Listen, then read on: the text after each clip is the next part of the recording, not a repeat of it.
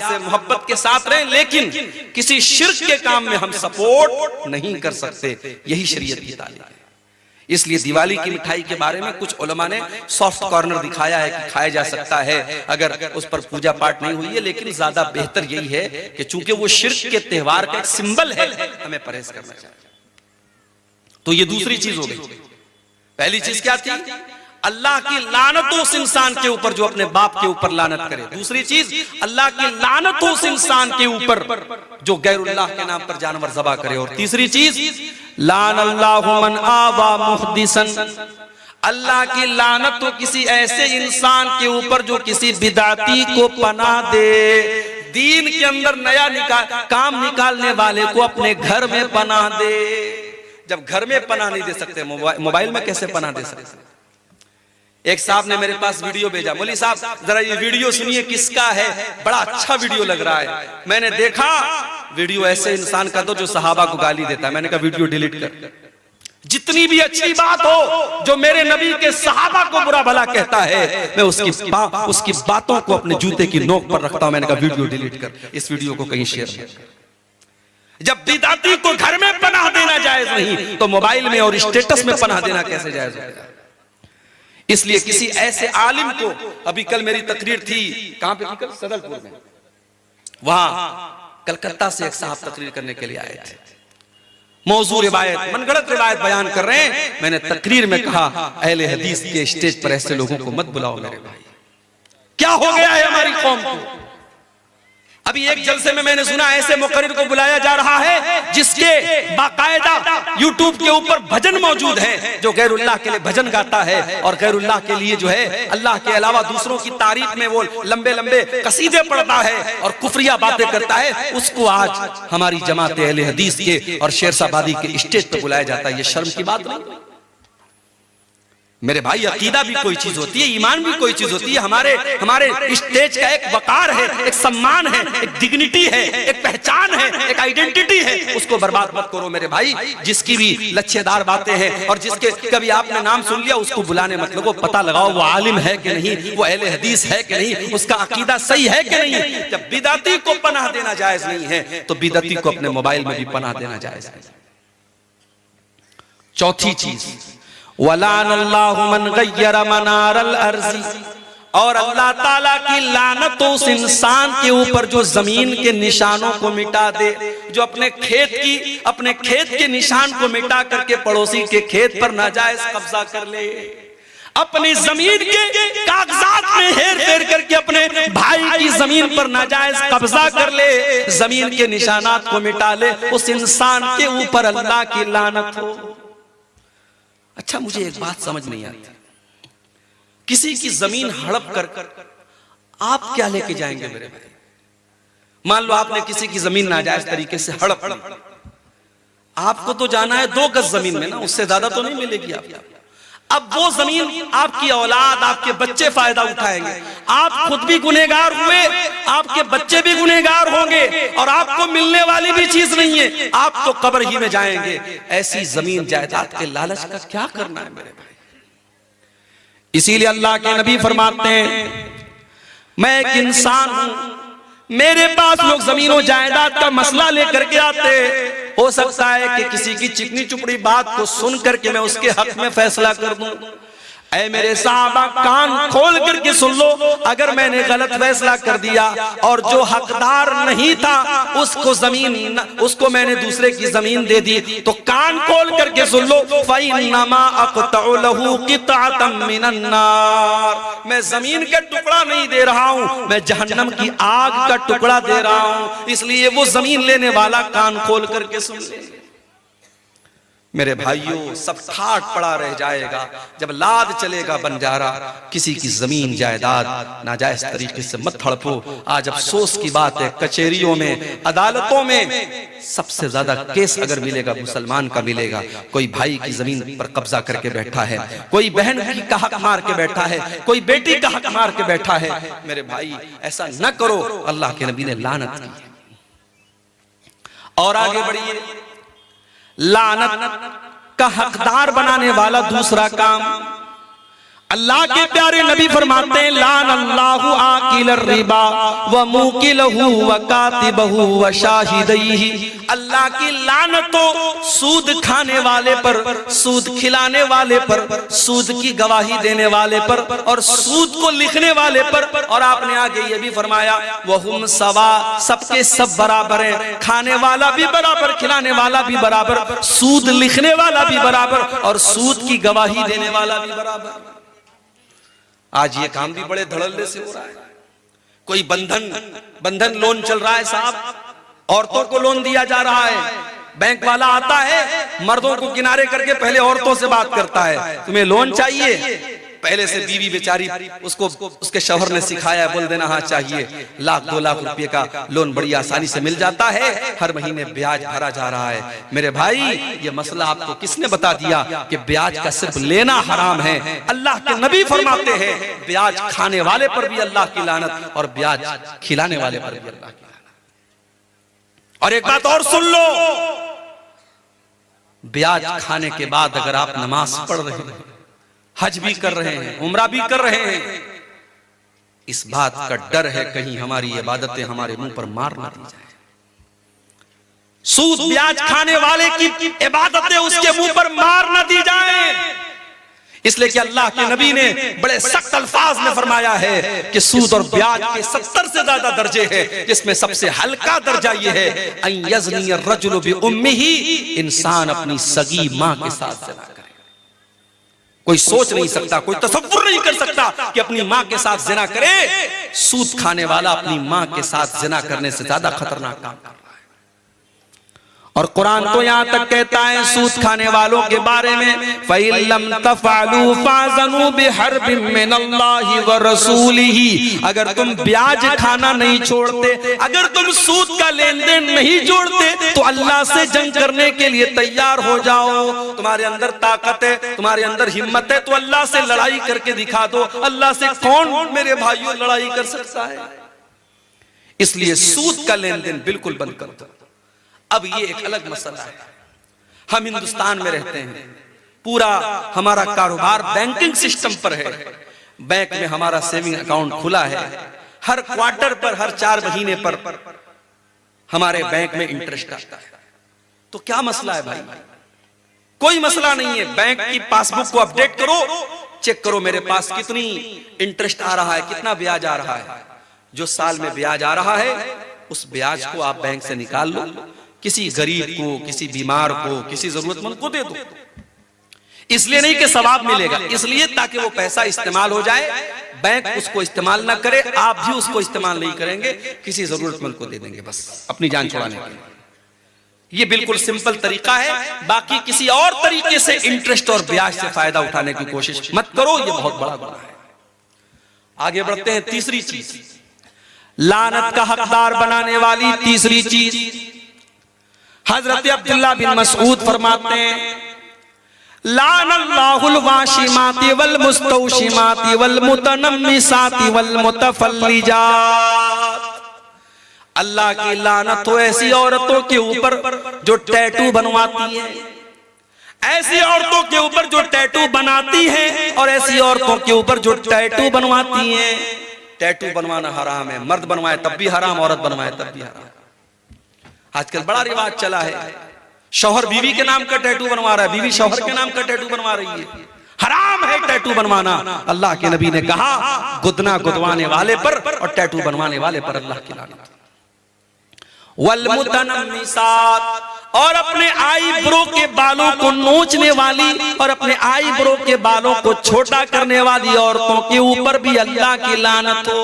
हाँ, अगर किसी औरत का आईब्रो नॉर्मल से ज्यादा है, जो बाल औरत को नॉर्मल औरतों से ज्यादा है, उस बाल को रिमूव किया जा सकता है। जैसे बाज औरतों के चेहरे पर कुछ दाढ़ी वाड़ी के पास बाल आ जाते, उसको वो रिमूव कर सकती है। अगर किसी औरत की आईब्रो बहुत नॉर्मल औरतों से बहुत ज्यादा है, शक्ल भद्दी लग रही है, उसको नॉर्मल किया जा सकता है। मगर खूबसूरती के नाम पर, मेकअप के नाम पर अपनी आईब्रो को बिल्कुल उसको मिटा देना या छोटा करना, ये जायज नहीं है। अल्लाह के रसूल लानत कर रहे हैं। अब्दुल्लाह बिन मसूद कहते अल्लाह की लानत तो ऐसी औरतों के ऊपर जो आईब्रो के बालों को नोचती हैं। वल मुतफल्लिजात, और अल्लाह की लानत ऐसी औरतों के ऊपर जो अपने बालों के बीच में गैपिंग करवाती हैं। उस जमाने में मेकअप का तरीका ये भी था, बालों के दांतों के बीच में गैपिंग करवाते थे। लेकिन आज दांतों के बीच में गैपिंग तो नहीं होती है। हाँ, कुछ लड़कियों के या औरतों के दांत जो हैं थोड़े टेढ़े होते हैं, बाहर की तरफ निकले होते हैं, तो उसको डेंटिस्ट के जरिए सीधा करवाया जा सकता है, क्योंकि वो भद्दा लगता है, वो नॉर्मल नहीं है। तो जो चीजें नॉर्मल नहीं है उसको ठीक किया जा सकता है, लेकिन नॉर्मल को बिगाड़ करके एब नॉर्मल करना ये सही नहीं। अल-मुग़य्यिराति ख़ल्क़ल्लाह, जो औरतें अल्लाह ताला की तख्लीक को बदलती हैं, अल्लाह ताला ने जैसा बनाया है उसको बदल करके अपने हिसाब से बनाने लगती हैं, ऐसी औरतों पर अल्लाह की लानत हो। ये किसने बयान किया? अब्दुल्लाह बिन मसूद ने, बहुत बड़े सहाबी अब्दुल्लाह बिन मसूद। जब उन्होंने ये बात बयान की, एक औरत थी कबीले बनु असद की, उसका नाम था उम्मे याकूब। उस औरत को पता चला कि अब्दुल्लाह बिन मसूद ऐसी ऐसी बातें कर रहे हैं। वो अब्दुल्लाह बिन मसूद के घर आती है और कहती है, बलगनी अन्नका लानता कईता वकईता, ऐ अब्दुल्लाह मुझे पता चला है कि आप ऐसी ऐसी औरतों का नाम लेकर के लानत कर रहे हैं। हजरत अब्दुल्लाह ने फरमाया, बिल्कुल सही सुना है तुमने, मैं आज भी लानत करता हूँ, और मैं लानत क्यों न करूं जिसके ऊपर अल्लाह के रसूल ने लानत की है और जिसका जिक्र अल्लाह ने अपनी किताब में, कुरान में किया है। ओ मेरी प्यारी माओ बहनों, अब जरा गौर से सुनना, मैं जो बात बयान करने जा रहा हूं। जब उस औरत ने ये सुना कि हजरत अब्दुल्लाह ये फरमाते हैं कि जिन औरतों के ऊपर कुरान में लानत की गई है, मैं उन औरतों के ऊपर लानत क्यों न करूं, तो वो औरत क्या जवाब देती है? वो कहती है, क़राअतु मा बैन अद-दफ़्तैन, अय अब्दुल्लाह मैंने पूरा कुरान पढ़ा है, सूरे फातिहा से लेकर के सूरे नास तक, अल्हम्दुलिल्लाह रब्बिल आलमीन से लेकर के मिनल जिन्नति वन नास तक।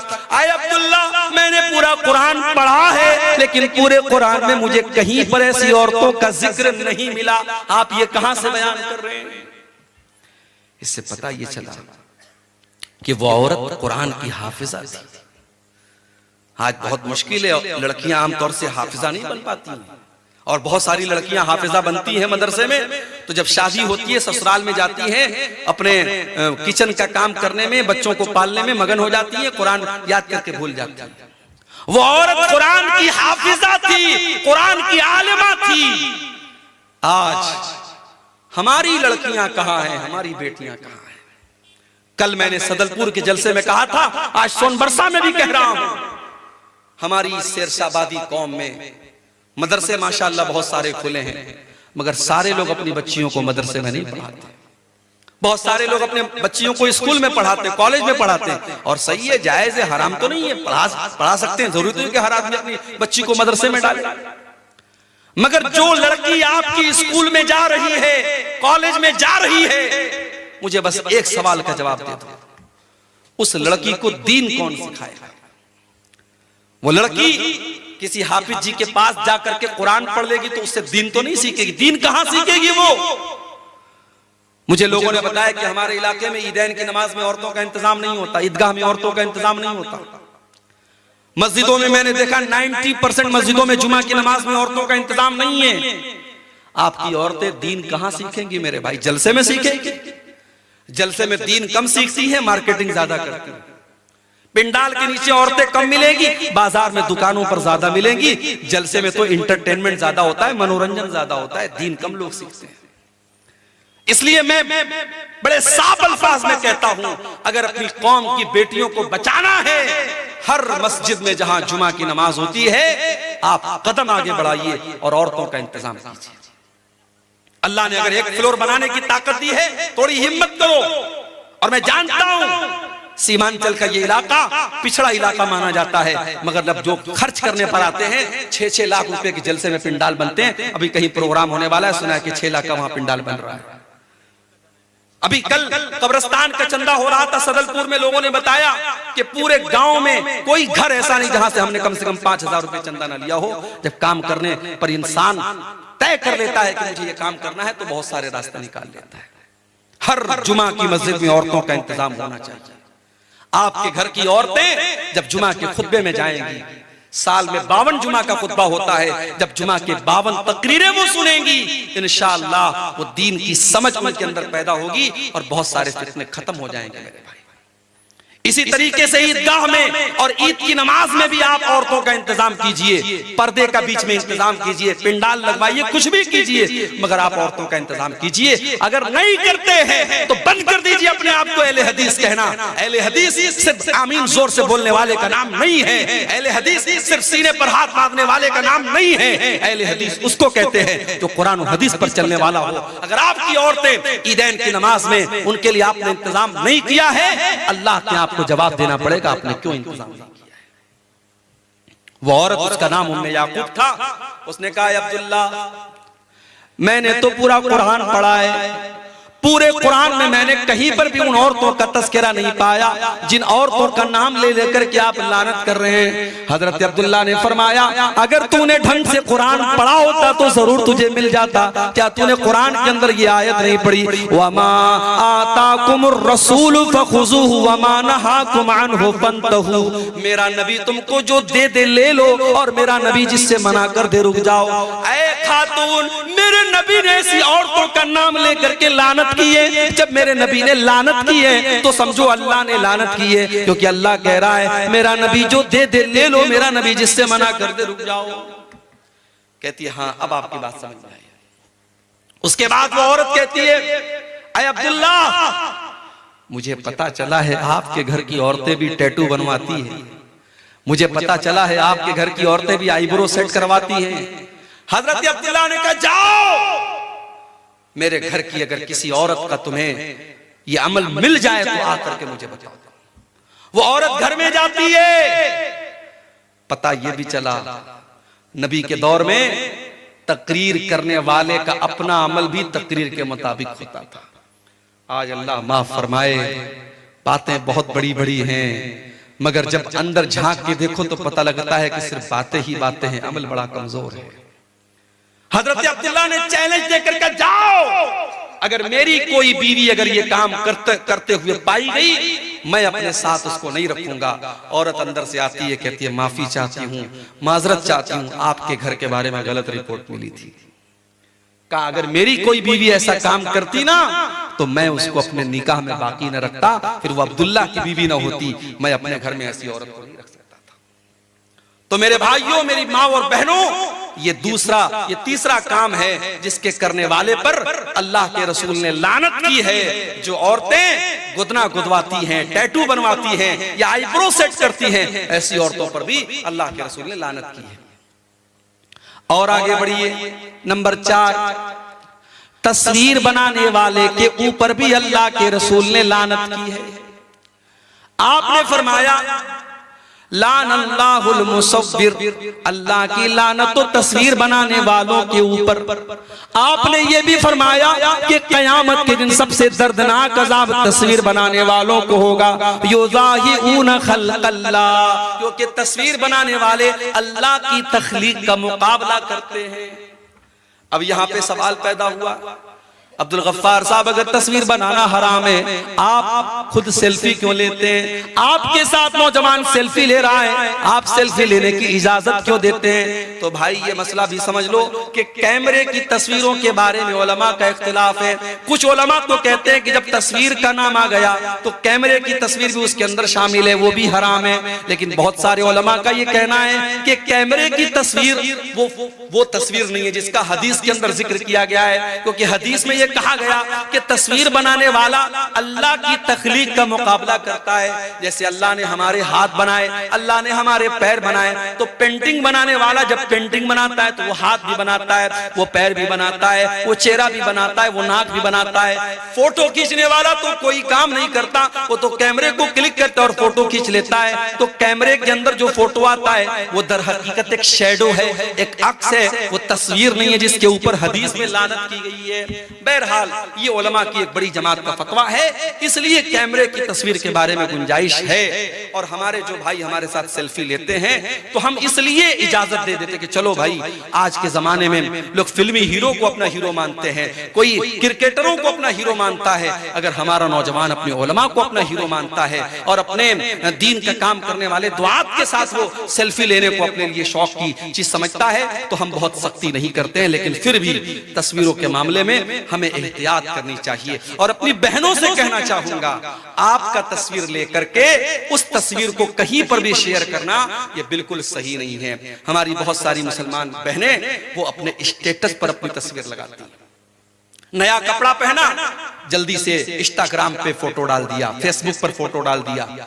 आपके इसी कटिहार और पूर्णिया की कई मुसलमान लड़कियों को मैं जानता हूं जो बहुत फेमस हैं, इंस्टाग्राम पर बहुत फेमस हैं, फेसबुक के ऊपर बहुत फेमस हैं। वो इसके पहले जब टिकटॉक चलता था उनके वीडियोस बड़े वायरल होते थे। मुसलमान लड़कियां हैं और छोटे छोटे क्लिप बना करके वो शेयर करती हैं। जायज नहीं है मेरी बहनों आपका अपने जिस्म को और अपने चेहरे को किसी गैर के सामने दिखाना, ये जायज नहीं है। और सोशल मीडिया तो एक पब्लिक प्लेटफॉर्म है, कोई भी देख सकता है, वहां पर तो इस तरीके की चीजें डालना बिल्कुल भी जायज नहीं है। तो तस्वीर के मामले में भी हम बहुत एहतियात करें। 4 चीजें हो गई। नंबर 5, अल्लाह के नबी के सहाबा की को बुरा भला कहने वाले के ऊपर भी अल्लाह की लानत होती है। अल्लाह के प्यारे नबी फरमाते, मन सब्बा असहाबी, जो मेरे सहाबा को बुरा भला कहता है, जो मेरे सहाबा को गाली देता है, फअलैहि लानतुल्लाहि वल मलाइकति वन नासि अजमईन, उसके ऊपर अल्लाह की लानत हो, उसके ऊपर इंसानों की लानत हो, उसके ऊपर फरिश्तों की लानत हो। सहाबा को बुरा भला कहने वाला मलून है, उसके ऊपर लानत हो, ये नबी के अल्फाज है। मेरे प्यारे साथियों, कयामत तक कोई जितना भी नेक और मुत्तकी बन जाए, कोई एक सहाबी के पांव की धूल के बराबर भी नहीं हो सकता। क्योंकि सहाबा वो लोग हैं जिन्होंने अल्लाह के नबी का दीदार किया है, जिन्होंने अल्लाह के नबी से मुलाकात की है। हम सहाबा के बराबर नहीं हो सकते, हम सहाबा के जैसे नहीं हो सकते। और आगे बढ़ो, अल्लाह की लानत का हकदार बनाने वाला एक और काम है रिश्वत लेना और देना। अल्लाह के नबी फरमाते हैं, लानल्लाहु राशि वल मुर्तशी, रिश्वत लेने वाले पर भी अल्लाह की लानत और रिश्वत देने वाले पर भी अल्लाह की लानत। शेख साहब, बगैर रिश्वत दिए बिजली का मीटर नहीं लगता, बगैर रिश्वत लिए किसी जमीन का कागज पास नहीं होता, बगैर रिश्वत लिए जमीन की रजिस्ट्री नहीं होती। ठीक है, जहां मजबूरी है और वो काम ऐसा है कि आप अगर रिश्वत नहीं देंगे काम नहीं होगा, वो अलग मैटर है।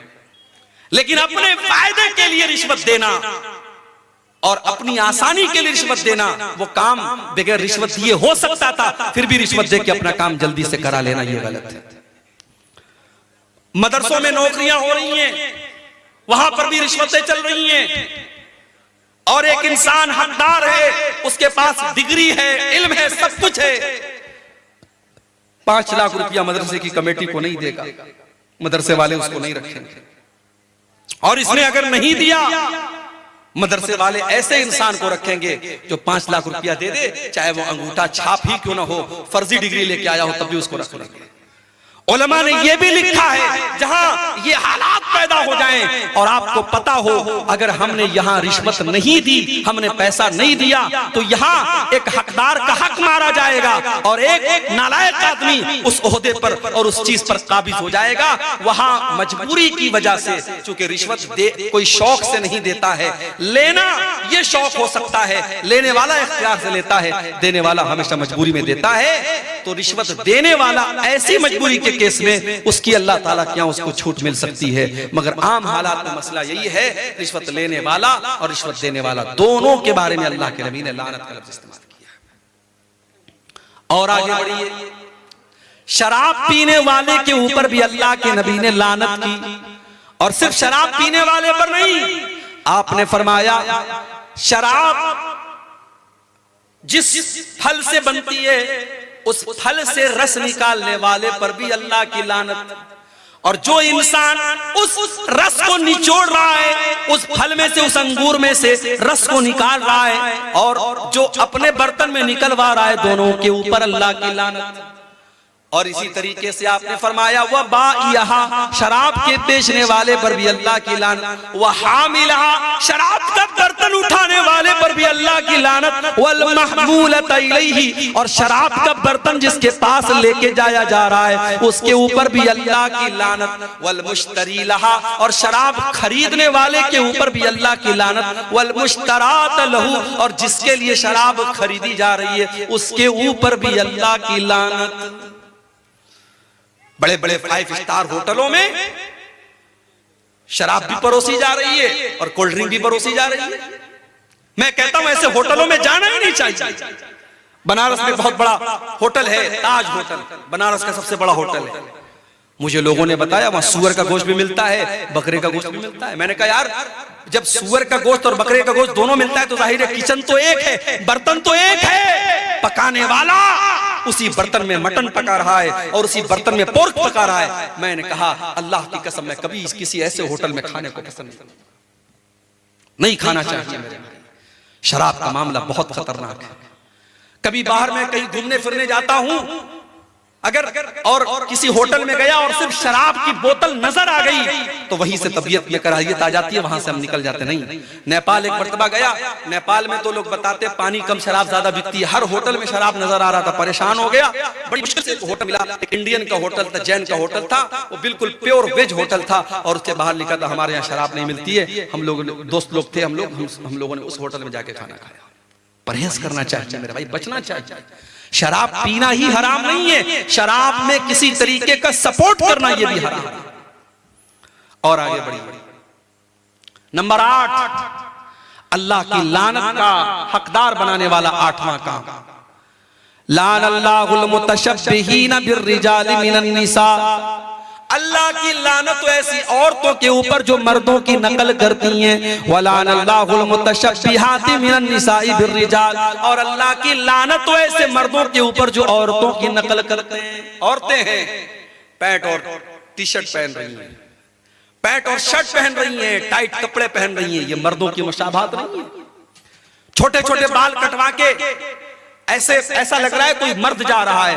बाज औरतों को देखिए, कभी कभी कहीं टिकट लेने खड़े हो जाओ, लाइन में कोई औरत खड़ी रहती है और पैंट और शर्ट पहने हैं और छोटे छोटे बाल है, पीछे से समझ में नहीं आता कि मोहतरम है कि मोहतरमा है।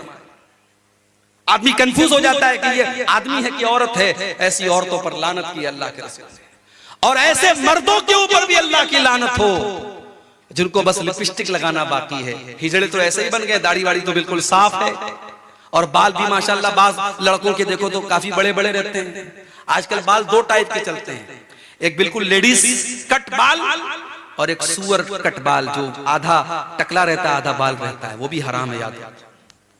तो ये 2 टाइप के बाल भी हमारा नौजवान रखता है। बाज नौजवानों को देखता हूं कानों में बाली भी पहने रहते हैं, कानों में भी छेद करवाए रहते हैं, कहते हैं फैशन है मौली साहब।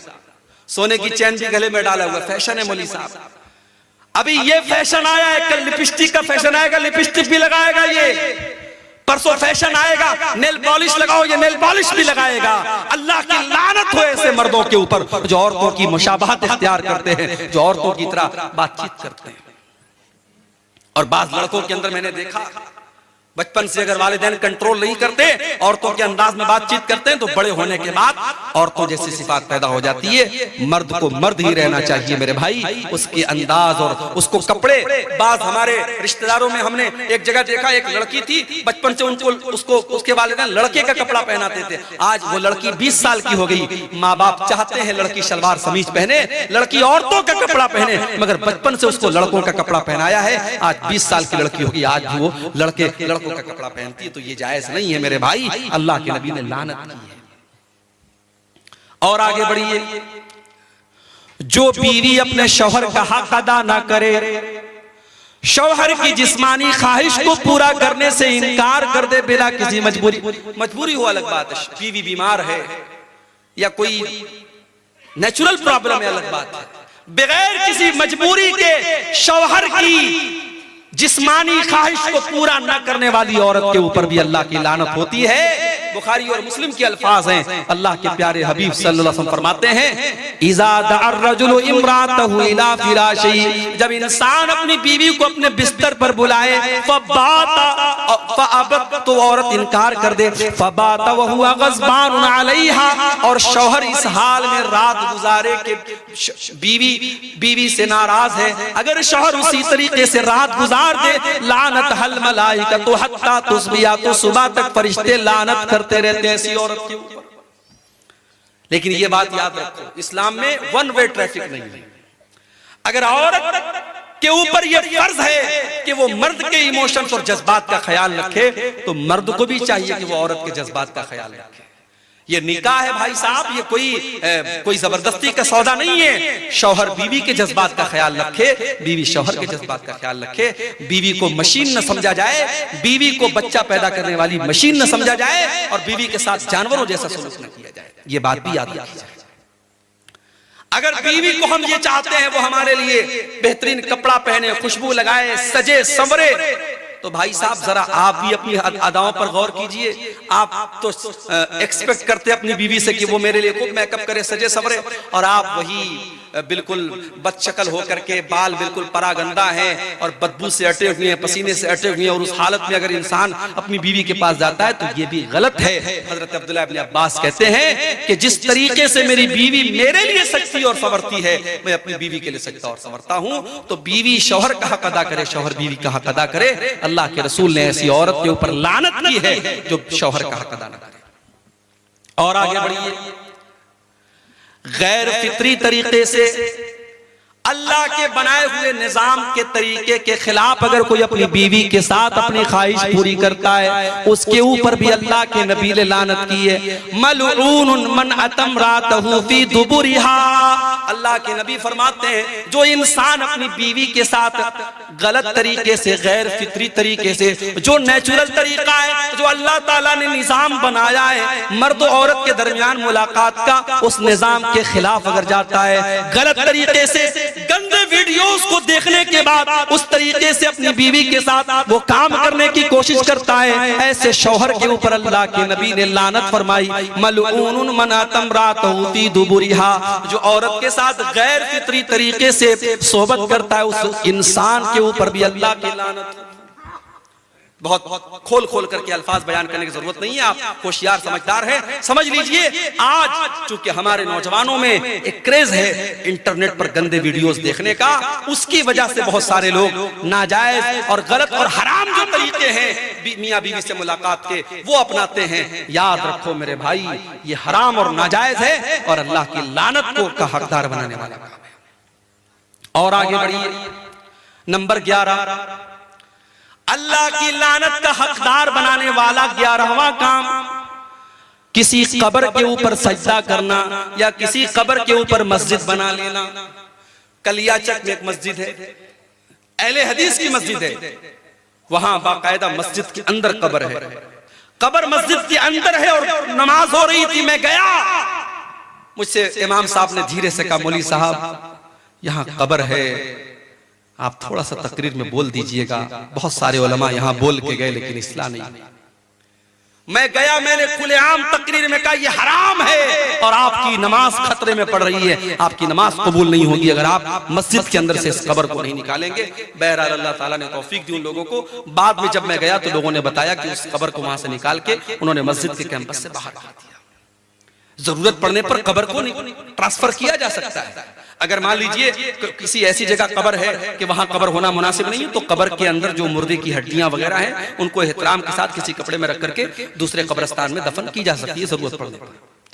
तो कब्रिस्तान के ऊपर मस्जिद नहीं बन सकती और मस्जिद में कब्र नहीं बन सकती। अल्लाह के नबी ने लानत की है, लानल्लाहुल यहूद वन नसारा इत्तखज़ू कुबूर अंबियाइहिम मसाजिद। अल्लाह की लानत तो यहूद और नसारा के ऊपर, उन्होंने अपने नबियों की कब्रों को मस्जिद बना लिया, वो अपने नबियों की कब्रों पर सजदा करने लगे, उन्होंने अपने नबियों की कब्रों के ऊपर सजदा करना शुरू कर दिया।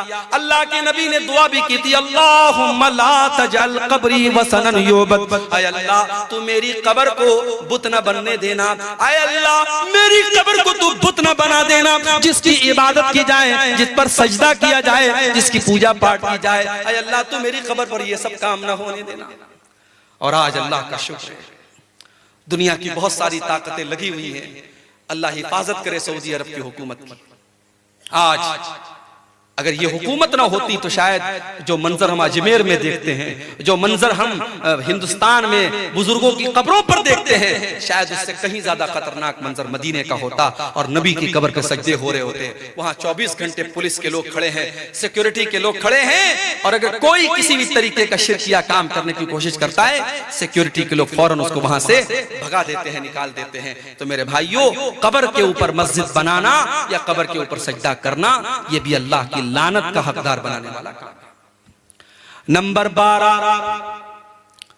हजरत लूत अलैहिस्सलाम की कौम जो काम करती थी, मर्द का मर्द के साथ, लड़के का लड़के के साथ ताल्लुक कायम करना, हराम काम करना, बदकारी का काम करना, होमोसेक्सुअलिटी या आज के जमाने में जिसको हम कह सकते हैं हमजिनसी, या हिंदी में कह सकते हैं समलैंगिकता, जिसको आज दुनिया की अदालतों ने उसको सही करार दे दिया है, लेकिन अल्लाह के नबी ने लानत करार दी है। मुस्नद अहमद की रिवायत है, आपने फरमाया लानल्लाहु मन अमिला कौम लूतिन, लानल्लाहु मन अमिला कौम लूतिन, लानल्लाहु मन अमिला कौम लूतिन। अल्लाह की लानत उस इंसान के ऊपर जो हजरत लूत अलैहिस्सलाम की कौम वाला अमल करता है। दुनिया में सबसे पहले ये काम अगर किसी ने किया था, लूत अलैहिस्सलाम की कौम ने किया था।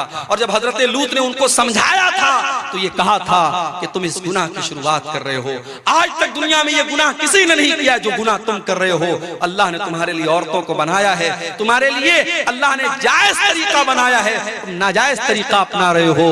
तो कौम के लोगों ने मजाक उड़ाया था और कहा था ये तो बड़े पाक साफ लोग हैं, ये तो अपने आप को बड़े साफ सुथरे समझते हैं। और अल्लाह का जब अजाब आया मेरे भाई, पत्थरों की बारिश होती है, उस कौम के ऊपर पत्थरों की बारिश होती है और पूरी कौम को अल्लाह ताला उलट देता है और पूरी कौम का नामो निशान मिट जाता है। आज भी ये काम हो रहा है, बहुत सारे नौजवान इस गंदगी में मुब्तला हैं। इस हदीस को मेरे भाइयों अपने सामने रखो, जो ये काम करे उसके ऊपर अल्लाह की लानत हो। और इस्लामी हुकूमत अगर है और कोई काम ये काम करता हुआ अगर कोई लड़का पाया गया तो इस्लामी हुकूमत में इसकी सजा सजाए मौत है। अल्लाह के नबी की हदीस है कि लूत अलैहिस्सलाम की कौम वाला अमल अगर कोई लड़का लड़की करे तो फाइल और मफूल को, जो कर रहा है और जो करवा रहा है, दोनों को कत्ल कर दिया जाए। इस्लामी हुकूमत में इतनी खतरनाक सजा है, ये बहुत बड़ी बदकारी और बेहयाई का काम है। अल्लाह ताला हमारे तमाम नौजवानों की इससे हिफाजत फरमाए। तो ये 12वीं चीज है कि जो ये हजरत लूत अलैहिस्सलाम की अमल वाला उनकी कौम वाला जो अमल करता है, इस अमल करने वाले पर भी अल्लाह के नबी ने लानत की है। और आगे बढ़िए, अपने बाप के बजाय किसी और की तरफ अपनी निस्बत करना, अपने वालिद के बजाय किसी और को अपना वालिद बनाना। जैसे आज के दौर में बहुत सारे लोग बच्चों को एडॉप्ट कर लेते हैं, बच्चों को पाल लेते हैं।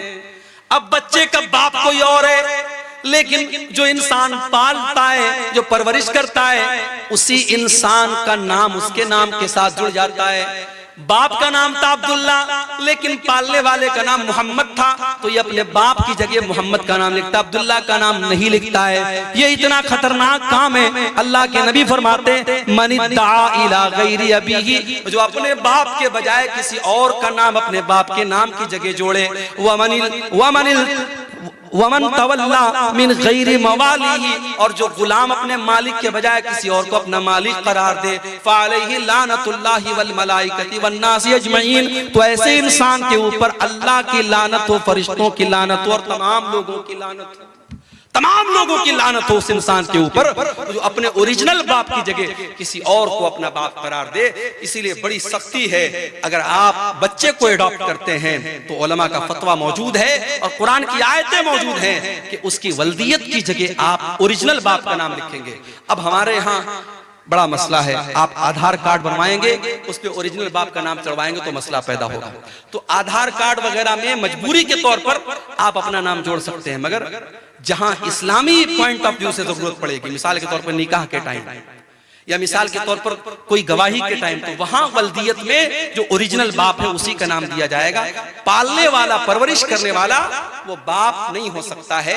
उसको एहतराम में वो लड़का बाप, अब्बा जान कह सकता है, अब्बू कह सकता है, पापा कह सकता है, मगर ओरिजिनल उसका जो बाप है वो वही रहेगा जिसने उसको जन्म दिया है, जो उसका बाप है। इसी तरीके से 14वीं चीज मेरे भाइयों, जो अल्लाह की लानत का हकदार बनाती है, हलाला करने वाला और करवाने वाला। हलाला समझते हैं? नाम सुना है हलाला का? किसी ने 3 तलाक दे दी अपनी बीवी को, एक साथ 3 तलाक। हमारे यहां मसला क्या है? कुरान और हदीस की रोशनी में अगर कोई एक साथ 3 नहीं 300 तलाक दे दे, वो एक ही मानी जाएगी। क्यों? क्योंकि तलाक एक मर्तबा में एक ही होती है, एक से ज्यादा नहीं होती है।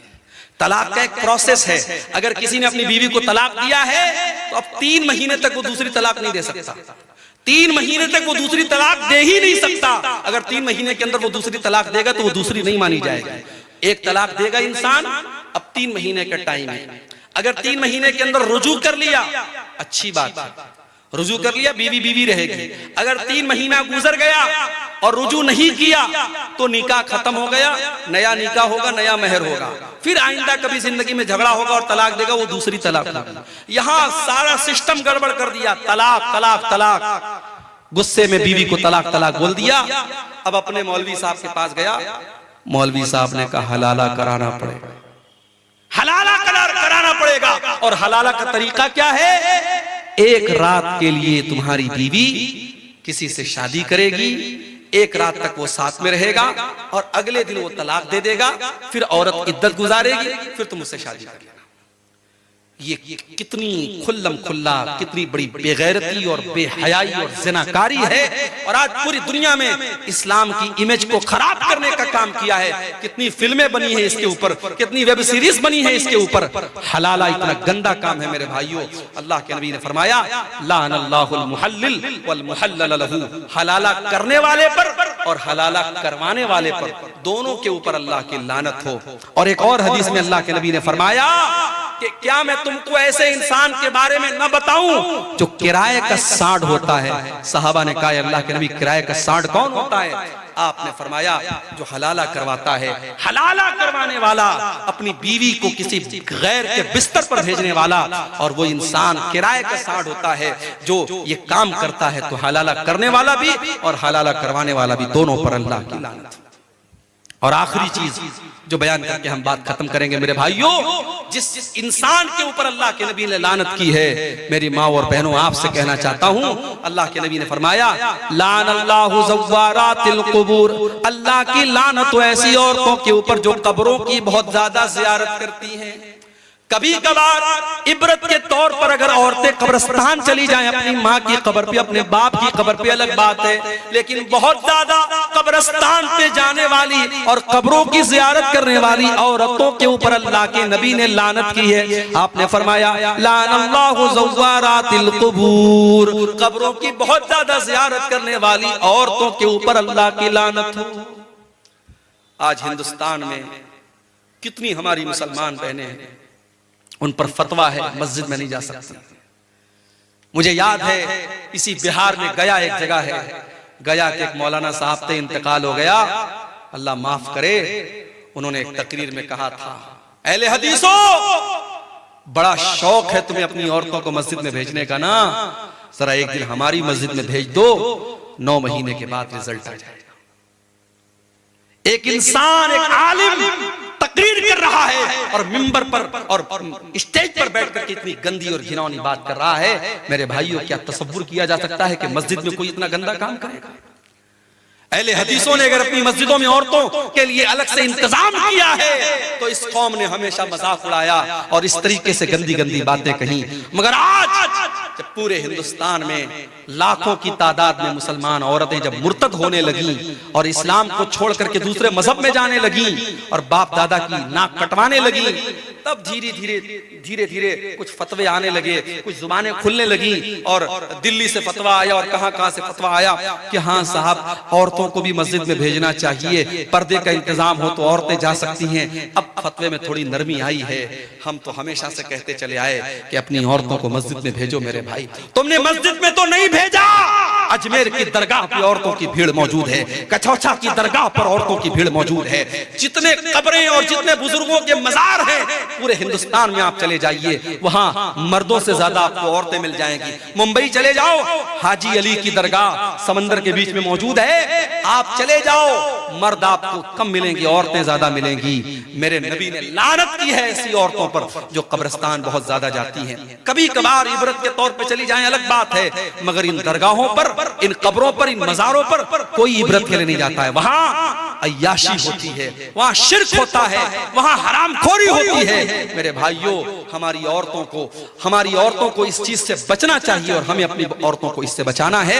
अल्लाह के नबी ने लानत की ऐसी औरतों पर, अल्लाह की लानत हो। और एक और हदीस में अल्लाह के नबी ने फरमाया, लानल्लाहु ज़ाइरातिल क़ुबूर, अल्लाह की लानत हो ऐसी औरतों पर जो कब्रों की ज़ियारत करती हैं, वल मुत्तखिज़ीना अलैहल मस्जिद, और कब्र के ऊपर मस्जिद बनाने वाली औरतों पर भी अल्लाह की लानत हो। व सुरुज, और कब्र के ऊपर चिराग जलाने वाली वालों पर भी अल्लाह की लानत हो। क्यों करूं, मैं नहीं करूंगा। इसीलिए उलमा कहते हैं कि दुनिया में सबसे पहले अगर अल्लाह तबारक व तआला के हुक्म के मुकाबले में अगर किसी ने लॉजिक और क़यास पेश किया था तो वो इब्लीस था। अल्लाह के हुक्म के आने के बाद अब कोई लॉजिक नहीं चलेगी मेरे भाई। दीन लॉजिक का नाम नहीं है, दीन कुरान और सुन्नत का नाम। इसीलिए हजरत अली कहा करते थे, लौ कान दीनो बिर्राई लकाना अस्फलल खुफ्फी अहक्क बिल मस्सी।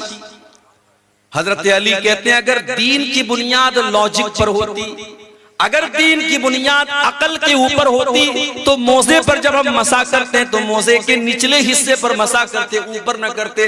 गंदगी तो नीचे लगी होती है, गर्दो गुबार तो नीचे लगा होता है, डस्ट तो नीचे लगा रहता है, मगर हम ऊपर मसा करते हैं। हजरत अली कहते हैं ये दलील है इस बात की कि दीन की बुनियाद लॉजिक पर और अकल पर नहीं है।